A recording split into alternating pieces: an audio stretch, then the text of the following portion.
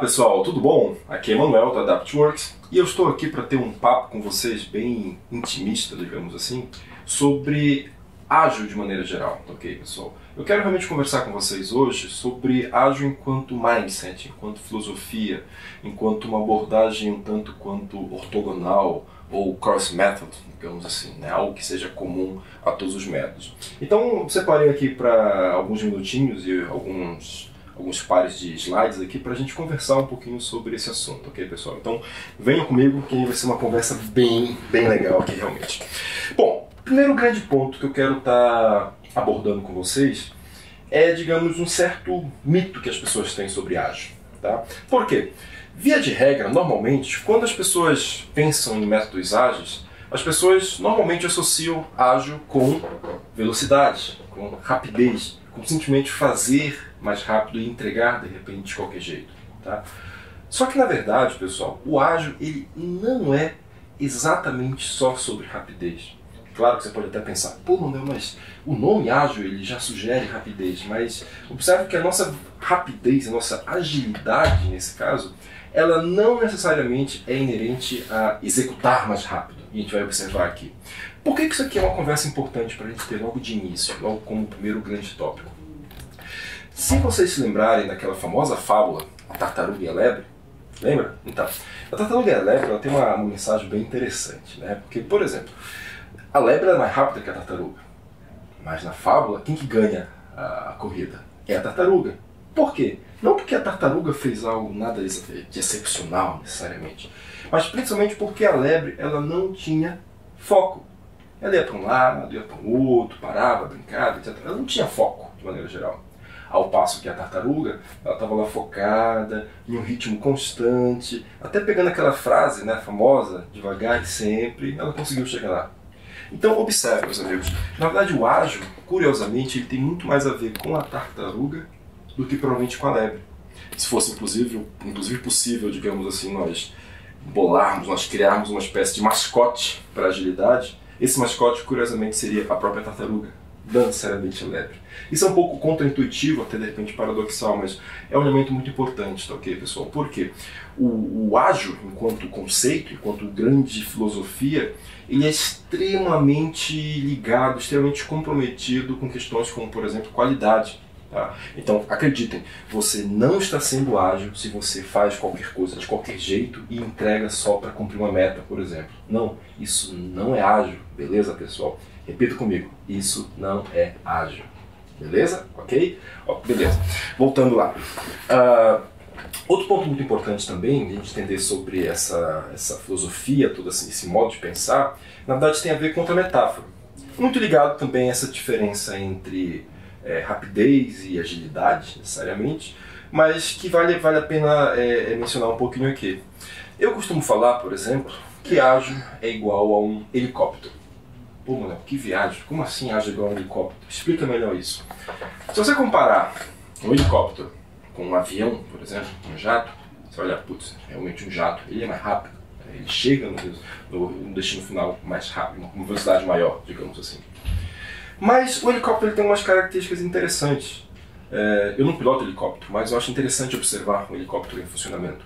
O helicóptero, por exemplo, com o helicóptero você consegue acessar diferentes tipos de objetivos. Por exemplo, você pode pousar em cima de um prédio, você pode pousar em cima da água, você pode pousar em cima de um lago, em cima de uma clareira na mata. Você pode mudar, digamos assim, rapidamente de local de pouso. Tá? Então, você tem uma relativa boa velocidade e principalmente uma excelente, bem interessante, digamos assim, capacidade de resposta a mudanças. Eu estava indo de um lado e de repente, verifiquei, cara, não é possível ir por esse lado aqui, ou então a gente tem que fazer uma rota um pouquinho diferente, reagir de uma forma um pouquinho diferente para nós chegarmos lá no resultado final.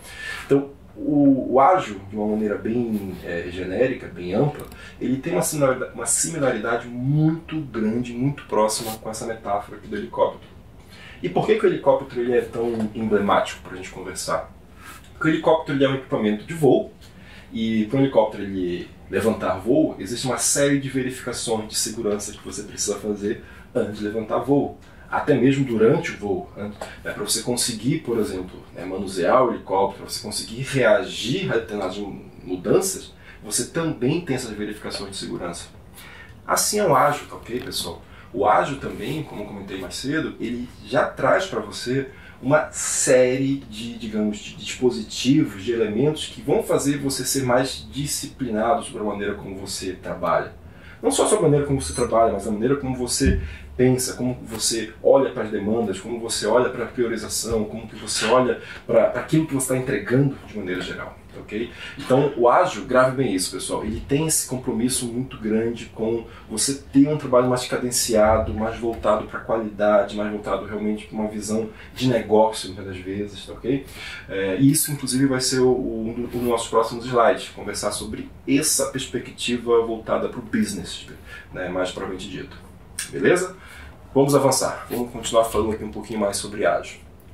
Bom, um importante elemento para nós, de fato, compreendermos o que é métodos ágeis é o famoso manifesto ágil. Isso é um elemento extremamente poderoso, digamos assim, para a nossa comunidade, porque ele sintetiza, ele funciona como uma espécie de marco, né, para determinar o que é, de fato, uma abordagem ágil, uma forma de pensar ágil. Mas para nós entendermos o próprio manifesto ágil, é importante a gente entender um pouquinho de história. Tá? Por quê? O manifesto ágil em si, ele foi criado, ele foi compilado em 2001. Mais precisamente falando, dia 11 de fevereiro de 2001. E por que essa informação é importante para a gente? Porque métodos ágeis, enquanto conceito, enquanto ideia, ele não nasceu nesse momento, de fato. Tá? Os métodos ágeis, né, de uma forma até concreta falando, eles já vinham sendo praticados antes de 2001, na década de 90. Né? Foi uma década extremamente explosiva no que tange a disseminação, a própria experimentação de métodos ágeis. Por exemplo, Scrum, uma metodologia ágil, um framework ágil extremamente popular hoje, nasceu na década de 90. XP, Extreme Programming, adorada por desenvolvedores, também nasceu na década de 90. A FDD, Feature Driven Development, também nasceu na década de 90. Várias outras iniciativas, né, tiveram seu começo ali na década de 90. Só que observem bem, todas essas iniciativas estavam sendo feitas por pessoas diferentes ao redor do mundo. Até que um dia, esses caras, essas pessoas se olharam e disseram: pô, temos alguma coisa em comum. Vamos conversar sobre o que é em comum nessas nossas abordagens? E dessa conversa nasceu, então, o que nós podemos chamar de manifesto ágil. Que, assim, ao invés de ter uma espécie de guideline sobre processos ou características de ferramentas, de práticas, ela funciona como uma espécie de declaração de valor. Por que valores? Porque, na verdade, o Manifesto Ágil ele tentou ressignificar a maneira como a indústria de software pensa.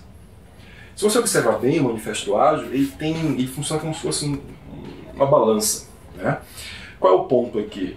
Antes do Manifesto Ágil, o mindset vigente era pesar para esses itens aqui da direita. Acreditava-se, por exemplo, que se eu quero organizar aqui a minha casa, se eu quero organizar o meu jeito de trabalho aqui na minha empresa, na minha equipe de desenvolvimento, por exemplo, eu vou investir então em excelentes processos, especificar um processo muito bem feito ali e tal, passo a passo, né, com todas as variações possíveis, muito bem pensadas, por exemplo. Vou instalar aqui uma ultra super baita ferramenta que vai conseguir controlar, acompanhar toda a evolução do meu projeto, por exemplo. Ou então, acreditava-se que documentação, principalmente documentação extremamente detalhada, né, ampla, abrangente, detalhada principalmente, era o segredo do sucesso quando se fala de projeto de software. Antes de você começar a codificar, você gastava um bom tempo especificando, escrevendo, no que eu chamo inclusive textos com uma qualidade machadiana quase, né, para antes de você começar a criar a sua primeira linha de código. Então, no começo, né, antes do Manifesto Ágil, acreditava-se muito nisso. E também acreditava-se muito na ideia de que, não que isso não seja verdade ainda, mas que contratos é a parte mais fundamental da tua relação com o teu cliente. Você tem que ter um contrato muito bem firmado, muito bem detalhado, com todas as cláusulas ali, tudo direitinho, etc. e tal.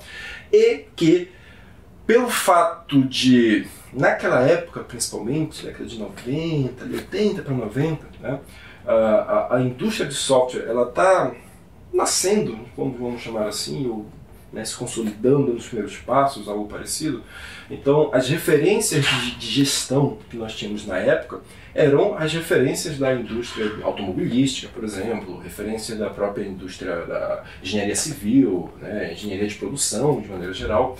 Então, acreditava-se, por exemplo, que o plano era um negócio sagrado, né? Você tinha que criar um plano extremamente detalhado, extremamente muito bem especificado, com todas as variações e retroações possíveis que se possa pensar, e principalmente você não deveria desviar desse plano, né? Porque o seu plano era realmente o segredo para o seu sucesso, né? A chave para o seu sucesso. Então, de uma maneira geral, até antes do Manifesto Ágil, a indústria de software ela acreditava fortemente nesses itens aqui. O que o Manifesto Ágil ele veio trazer, na verdade, pessoal?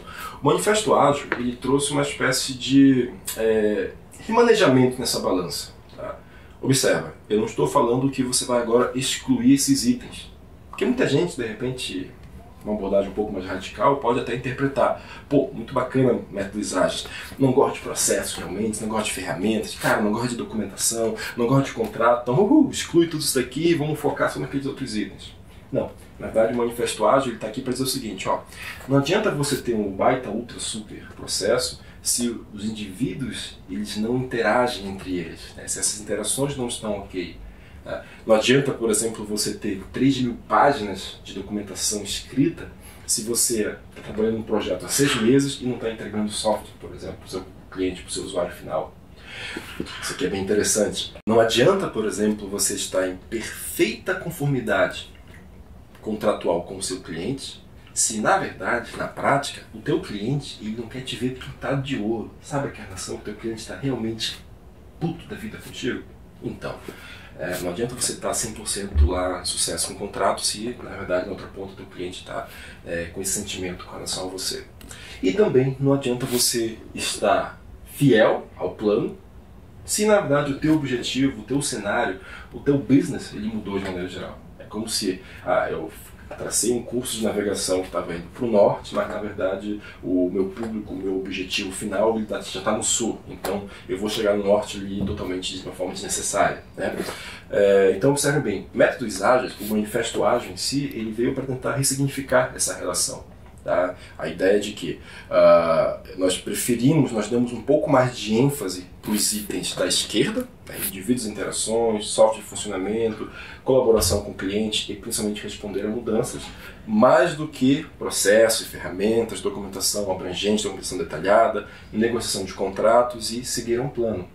Mas como falei, não adianta, não pense que esses caras não têm valor. Não, é simplesmente um manifesto, né? É um grito de que, opa, a partir de agora vamos mudar essa brincadeira, né? Até agora era assim, a partir de hoje a gente acredita que algo pode ser diferente. O que é esse diferente? É exatamente a gente ressignificar e principalmente ter novas atitudes que sejam de alguma maneira congruentes com esses grupos de valores, na verdade. Tá?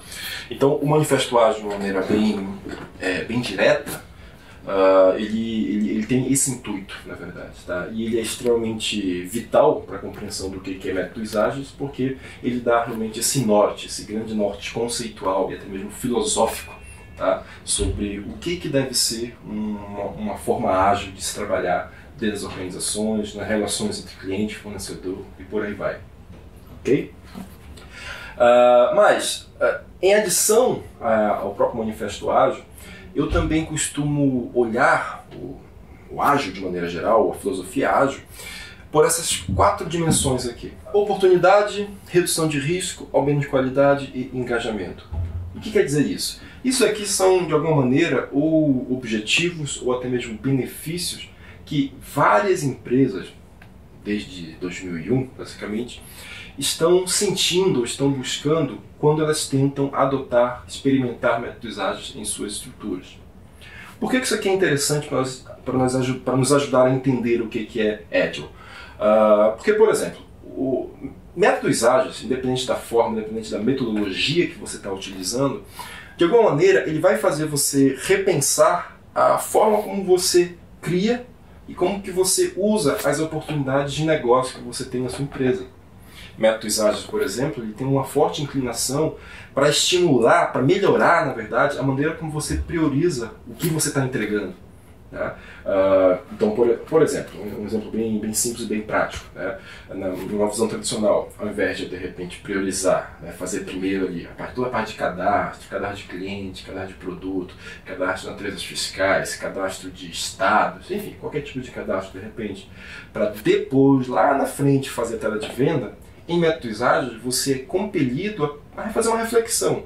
Será que não dá para a gente puxar a tela de vendas antes? Será que não dá para a gente investir uma energia maior na tela de venda, mesmo que de repente uma versão um pouco mais simples, para a gente já começar a testar, para a gente já começar a ter uma percepção sobre essa tela de venda que realmente vai nos ajudar a resolver o problema que a gente tem?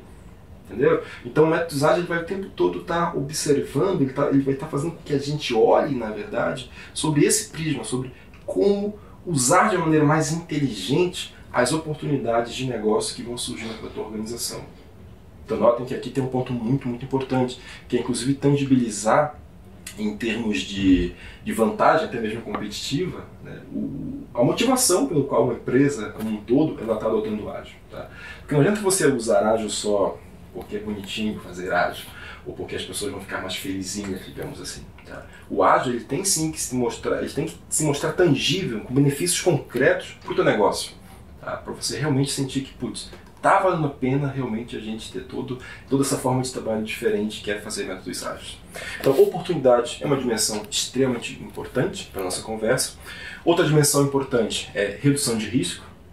Curiosamente, métodos ágeis, ele nasceu, na verdade, para você atuar em ambientes complexos, ambientes de alta incerteza, ambientes que vai ter surpresa, projetos que realmente têm uma grande chance de fracasso, de falha, de fato. Por quê? Porque métodos ágeis têm toda uma carga empírica de trabalho. E por que empirismo? Porque com empirismo eu consigo pegar e testar as minhas hipóteses, testar as minhas assumptions, né, que eu vou construindo ao longo do tempo.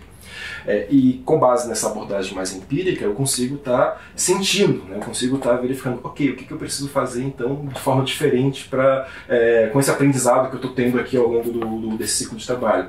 Então, na verdade, pessoal, pode parecer algo bem paradoxal também, métodos ágeis acaba sendo uma excelente maneira de você mitigar os teus riscos. Né? Só que, claro, ele tem uma abordagem um pouquinho diferente. Ao invés de você planejar todos os riscos que você teria de uma vez só lá no início do projeto, você vai aprendendo sobre os riscos ao longo do tempo, né? Também uma pegada mais interativa e incremental, certo? A mesma coisa a qualidade. Como eu comentei, métodos ágeis é um compromisso extremo com qualidade. E a principal mudança que você pode notar aqui com relação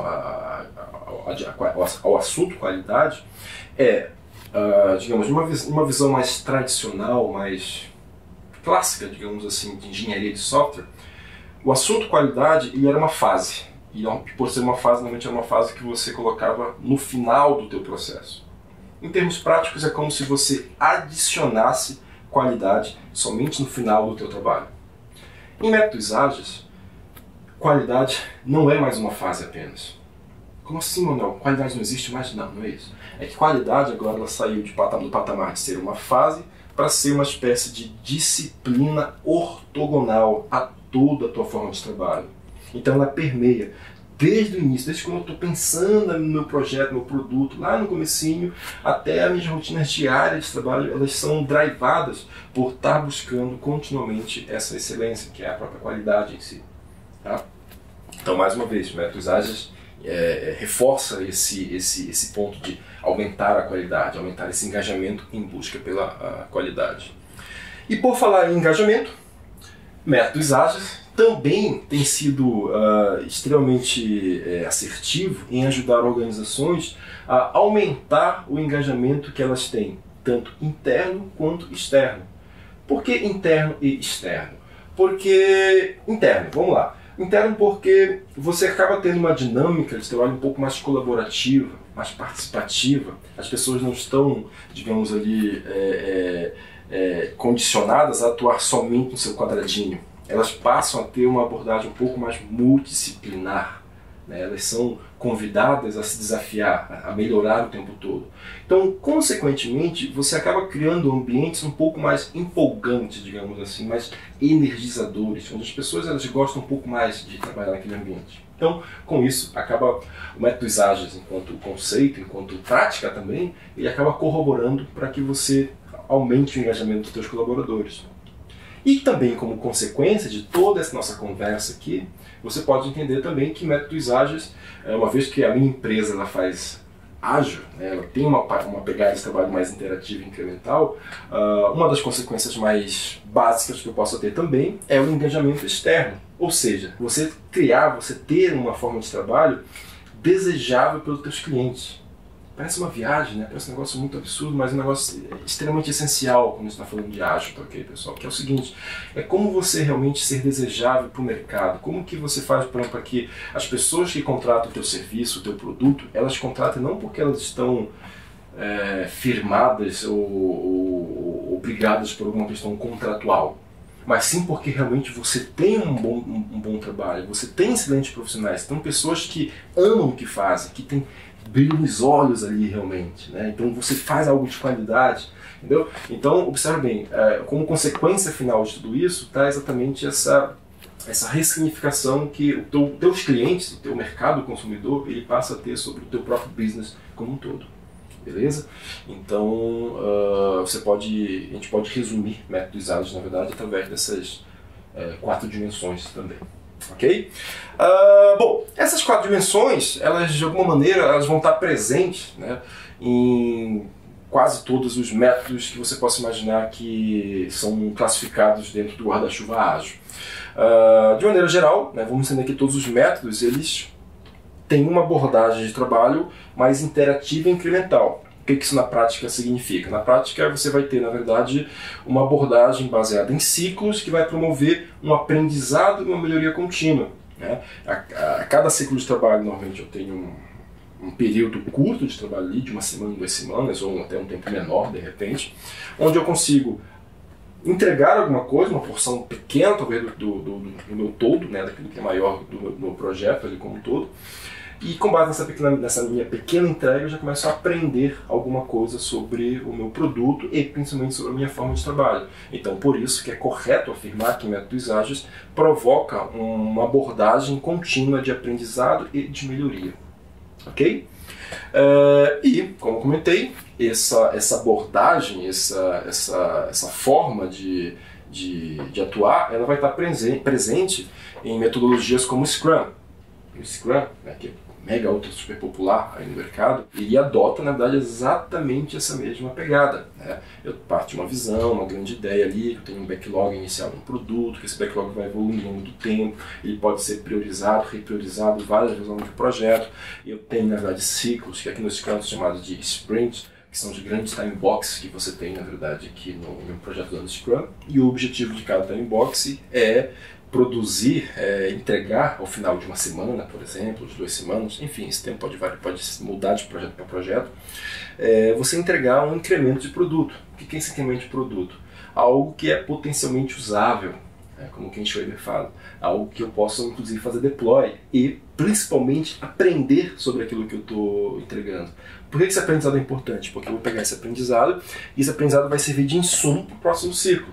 E aí a vida segue, né? Eu vou fazer isso várias vezes ao longo de um projeto, ao longo de uma iniciativa qualquer que eu esteja trabalhando, por exemplo. Tá? Então o Scrum ele absorve muito bem esse ciclo interativo incremental que eu mencionei anteriormente. Outra metodologia também bem peculiar, bem interessante de comentar, ela não é tão famosa quanto o Scrum, mas ela segue esse mesmo viés, é a FDD, Feature Driven Development. A FDD ela tem uma história bem interessante, porque ela nasceu em um banco em Singapura, lá em 98, né? Também bem antiguinha aí no mercado. E pelo fato de ter nascido em um banco, ela precisou, digamos, nascer em um ambiente um pouco mais formal, vamos chamar assim. Então por isso ela precisou equilibrar, né, meio que ser um ponto de equilíbrio entre pontos de governança, né, que eu tenho no meu dia a dia de trabalho em um banco, e aquilo que a gente gostaria de ter uma abordagem mais interativa e incremental. Por essa razão, a FDD ela tem uma estrutura um pouco mais faseada, vamos chamar assim. Mas são duas fases bem simples de nós entendermos. Porque, primeiro, eu tenho uma fase de iniciação, uma startup fase, na verdade, phase, que é uma espécie de momento para você construir um entendimento macro daquilo que você vai fazer, a grosso modo. E depois eu tenho a fase de construção, onde você vai utilizar exatamente a pegada interativa e incremental para construir as features que você descobriu, os grandes objetivos que você descobriu naquela fase de iniciação.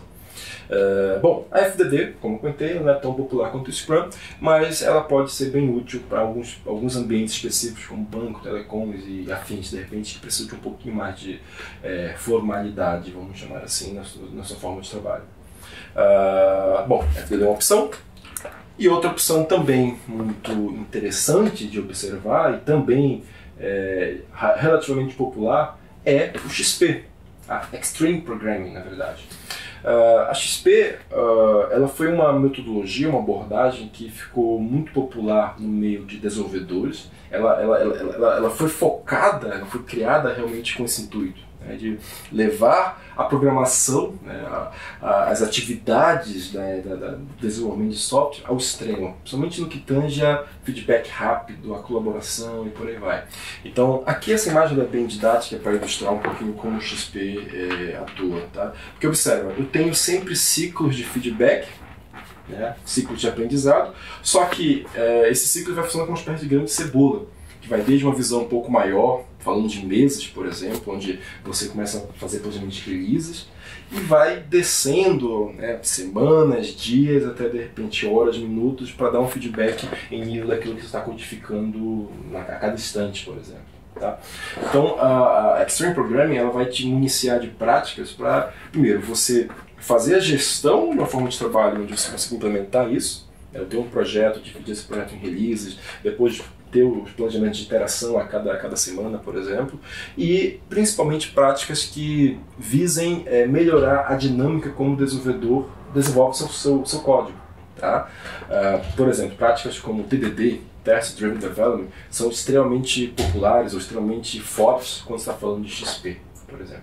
Na verdade, todas essas três opções aqui, elas são só um pequeno resumo. Tá? Outras opções também existem dentro desse grande guarda-chuva que é métodos ágeis. Você tem, por exemplo, Kanban, que você pode adicionar aqui dentro desse meio, você tem o próprio Safe, você tem o DAD, você tem o LES, você tem o DSDM, Crystal, tem uma série de outras opções metodológicas que também tem uma sinergia muito grande com o Manifesto Ágil. Tá? Aqui eu peguei somente algumas para ilustrar a potencialidade existente por detrás do conceito da filosofia métodos ágeis. Bom, mas eu quero resumir aqui, eu quero começar a resumir, na verdade, essa nossa conversa, pessoal, fazendo uma explicação sobre métodos ágeis um pouco diferente. Tá? Voltando um pouco para a origem de métodos ágeis, eu gosto de explicar ágil, na verdade, usando essas duas dimensões aqui, quantidade e tempo. Por que elas são dimensões importantes para a gente? Porque, primeiro, a gente começa a assumir que usar métodos ágeis faz sentido quando você está dentro de um ambiente complexo. O que significa isso na prática? Significa que eu não consigo prever ou ter certeza, grave bem a palavra-chave, certeza sobre a relação de causa e efeito. Já que eu não consigo ter essa certeza, então o que eu faço em um ambiente complexo? Eu faço especulações, hipóteses, basicamente. E o que a gente faz com uma hipótese? A gente testa essa hipótese, certo? Muito bem, vamos entender da seguinte maneira. Quando a gente olha a quantidade em tempo, vamos imaginar que, em uma visão mais tradicional, é possível nós entendermos que, por exemplo, normalmente nós somos compelidos a trabalhar com uma quantidade muito grande de especulações e, principalmente, termos um tempo de validação dessas especulações muito longo. Observe, quantidade muito grande e tempo muito longo. Com essas duas dimensões aqui, é possível nós entendermos que esse seria um ambiente, seria um cenário, um processo, na verdade, que promove para a gente o que eu gosto de chamar de baixa feedbackabilidade. Tenta falar rápido isso. Feedbackabilidade. Calma. Não se preocupem que essa palavra não existe, ok, pessoal? Essa palavra, na verdade, é só para destacar, quase que dramaticamente, a necessidade que nós temos de encurtar o ciclo de feedback. De que maneira? Observem que nós temos dois grandes problemas aqui. A quantidade de coisas que a gente tem para trabalhar é muito grande, tá? E o tempo para validar essas especulações também é muito grande. Por essa razão, vamos imaginar em termos concretos. Nós temos um projeto clássico, um projeto tradicional. Exemplos de especulações, requisitos. Acredite, requisitos pode ser especulação. Tá? Uma visão mais tradicional, nós criamos, né, pegamos ali uns meses iniciais de trabalho para fazer uma especificação muito grande, muito detalhada, cheia de requisitos, por exemplo. E como nós normalmente adotamos uma abordagem mais waterfall, né, mais cascata para o trabalho, e nós só vamos testar esses requisitos lá no final do nosso trabalho, então nós aplicamos um ambiente, na verdade, de baixa feedbackabilidade. Ou seja, temos uma quantidade muito grande de especulações e o nosso tempo de validação é muito grande também, muito longo. Em métodos ágeis, então, pessoal, o que nós queremos? Independente do formato, tá ok? Em métodos ágeis, a nossa ideia, na verdade, é fazer isso daqui. Observe, nós não necessariamente vamos eliminar as especulações. Não. Mas nós precisamos sim tentar reduzir. Tá? Tentar identificar o que seria um ponto razoável de especulações para a gente começar a trabalhar. E, principalmente, com essa quantidade de especulação agora, né, menor, nós conseguimos implementar, nós conseguimos ter agora um tempo de validação menor. Quando nós fazemos isso, ou seja, quando nós provocamos o que eu chamo de alta feedbackabilidade, nós, enfim, conseguimos ser ágeis. Tá? Eu gosto muito dessa ideia, tá ok, pessoal, porque ela sintetiza muito do que nós precisamos buscar quando nós estamos tentando adotar ágil. É isso, no final das contas. Tá? É isso. Independente se você está usando Scrum, XP, Safe, idade, Less, qualquer coisa. Tá? O teu grande objetivo enquanto agilista, enquanto agente de mudança, é causar algo parecido com isso daqui. Alta feedbackabilidade. Grave bem isso e comece a observar. Seja mais crítico com o seu processo de trabalho, de modo a tentar provocar isso daqui. Ok, pessoal? Essa é a minha mensagem final para vocês. Bom, de maneira geral, esse era esse nosso pequeno bate-papo aqui. Muito obrigado pela atenção. Aqui tem meu e-mail, tem meu Twitter. Mais dúvidas, por favor, visite o nosso blog na Adaptworks e vejo vocês no próximo vídeo. Até lá, pessoal!